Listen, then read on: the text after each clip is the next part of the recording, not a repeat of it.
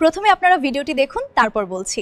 পানিহাটির প্রাক্তন এমএলএ নির্মল ঘোষকে যেভাবে পশ্চিমবঙ্গের পুলিশ ট্রেস করে ওই রত্না দেবনাথের কথা অনুযায়ী অ্যারেস্ট করে তুলে নিয়ে এলেন এবং পুলিশ ভ্যানে পুরো বিক্ষোভের মুখে ফেলে দিয়ে তাকে টেনে হিচড়ে ডিম মেরে হেলমেট পুড়িয়ে যেভাবে পুলিশ ভ্যানে তুলল, সত্যি এগুলো নির্মম অত্যাচার, তালেবানি অত্যাচার ছাড়া কিছু নয়। পশ্চিমবঙ্গে যেই চিত্র আমরা দেখছি, এই ডিম ছোড়াছুড়ি মানে মানুষকে চোর চোর বলা, হেনস্থা করা, মানসিকভাবে বিপর্যস্ত করে দেওয়া, কিছু সংখ্যক বিজেপির গুন্ডা বাহিনী এই কাজ চালাচ্ছে বিগত 3.5 মাস ধরে। মানুষকে অ্যারেস্ট করা হবে, তার জন্য এইভাবে বিক্ষোভের মুখে পড়তে হবে। আর এই রত্না দেবনাথ বলছেন কি, এই প্রাক্তন এমএলএ নির্মল ঘোষ নাকি তার মেয়েকে খুব তাড়াহুড়ো করে পুড়িয়ে দিয়েছে। মানে ডেড বডি যত তাড়াতাড়ি সম্ভব পোড়ানোর ব্যবস্থা নাকি এই নির্মল ঘোষ করেছেন। এটা রত্না দেবীর কথা।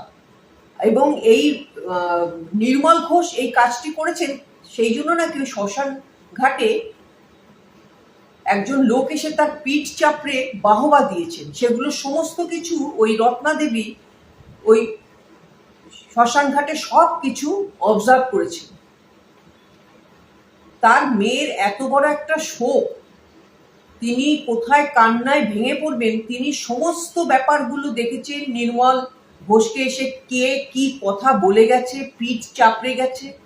নির্মল ঘোষ এত তাড়াহুড়ো করে তার মেয়ের দাহ করানো হয়েছে। মানে এইগুলো, এই কথাগুলো, এই যে 2 বছর ধরে সিবিআই এই আমাদের যে অভয়ার কেসটার তদন্ত করছে, তাদের কি বলেননি রত্না দেবী আপনি যে আপনার মেয়েকে দেহকে পোড়ানোর জন্য নির্মল ঘোষ এরকম তাড়াহুড়ো করেছেন? সিবিআইকে তো বলবেন। সিবিআই তো নিরপেক্ষ বিচার করে, কেন্দ্রের দ্বারা পরিচালিত সিবিআই। সিবিআইকে আপনি কথাগুলো বলেননি? আপনার মেয়েকে তাড়াহুড়ো করে ওই নির্মল ঘোষ পুড়িয়ে দিয়েছে, এর পেছনে আপনার মনে হচ্ছে অনেক ষড়যন্ত্র আছে। আপনি এখন পশ্চিমবাংলার পুলিশকে বলছেন, আর আপনার কথা অনুযায়ী মুখ্যমন্ত্রী ওই নির্মল ঘোষকে বেআইনিভাবে অ্যারেস্ট করে নিয়েছে। এটা সম্পূর্ণ বেআইনি অ্যারেস্ট, কারণ আপনার মেয়ের তদন্তভার সিবিআই এর ওপরে আছে। যখন কোনো সংস্থা কোনো কেসকে তদন্ত করে, অন্য আরেকটা সংস্থা এসে এইভাবে ঢুকতে পারে না। সিবিআই যতক্ষণ না আপনার মেয়ের কেসটাকে ছেড়ে দিচ্ছে, তার আগে কিন্তু পশ্চিমবঙ্গের পুলিশ আইনত কখনোই আপনার ওই মেয়ে মানে অভয়ের কেসটাকে হ্যান্ডেল করতে পারে না। সিবিআই যদি কেসটাকে ক্লোজ করে দেয়, তারা যদি অনুমতি দেয়, তখনই কিন্তু পারবে রাজ্যের পুলিশ সেই তদন্ত ভারকে হাতে নিতে। তার আগে কখনোই বেআইনিভাবে সেটা করা যাবে না। নির্মল ঘোষকে কিভাবে পশ্চিমবঙ্গের পুলিশ অ্যারেস্ট করলো, সম্পূর্ণ ভিত্তিহীন, সম্পূর্ণ ভিত্তিহীন। আর রত্না দেবনাথ যে কথাগুলো বলছে, এই কথাগুলো কেন সিবিআইকে বলেননি? ওনার যদি সত্যিকারের সন্দেহ হয়ে থাকে নির্মল ঘোষের ওপরে, তাহলে সেই কথাগুলো তো সিবিআইকে বলা উচিত ছিল। সিবিআই তো নিরপেক্ষ বিচার করে, তারা তো কোনো পক্ষ নিয়ে পক্ষপাতিত্ব করে না, কেন্দ্রের দ্বারা পরিচালিত সিবিআই। আর সিবিআই পারে না এমন কোনো কাজ কিন্তু নেই। তারা একেবারে মাটি খুঁড়ে দরকার হলে ডেড বডি তুলে এনেও তারা তদন্ত করে। রত্না দেবনাথ তাহলে কি ওই সিবিআই কে চ্যালেঞ্জ জানিয়ে ওই আমাদের এখন পশ্চিমবঙ্গের পুলিশের হাতে তুলে দিচ্ছেন তার মেয়ের তদন্ত ভার? এটা তো সেটাই দেখা যাচ্ছে।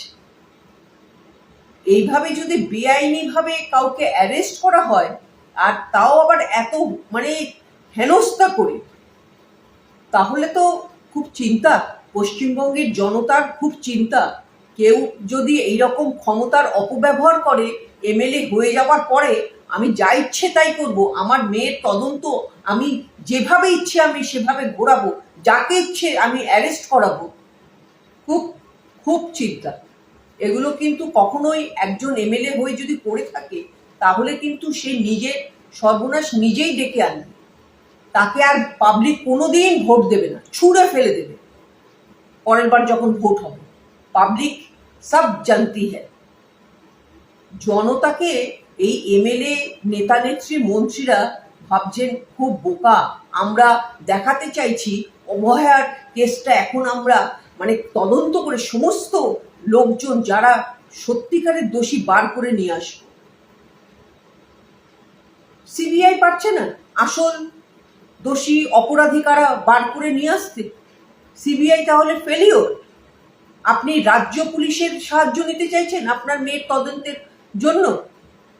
কি বলবো রত্না দেবনাথ, আপনাকে বলার মতো কোনো ভাষা নেই, সত্যি ভাষা নেই।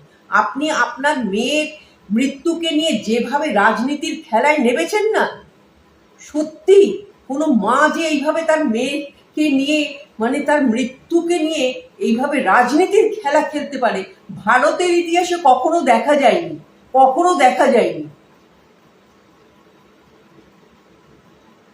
বন্ধুরা, তোমাদের মতামত কমেন্ট বক্সে রাখবে। সবাই ভালো থাকো, সুস্থ থাকো। জয় হিন্দ, জয় ভারত, নমস্কার। এবার বুঝতে পারলেন তো? अभी बात आई समझ में? अगर अभी भी नहीं समझे तो ये गोमूत्र और गोबर की असर है। अरे भाई थोड़ा सा सोचिए, दिमाग किस लिए है? How long will we let people be fooled? এরকম নতুন নতুন এবং নানান ধরনের ভিডিও দেখার জন্য আমাদের চ্যানেলটি সাবস্ক্রাইব করুন। সবাই ভালো থাকুন, ধন্যবাদ।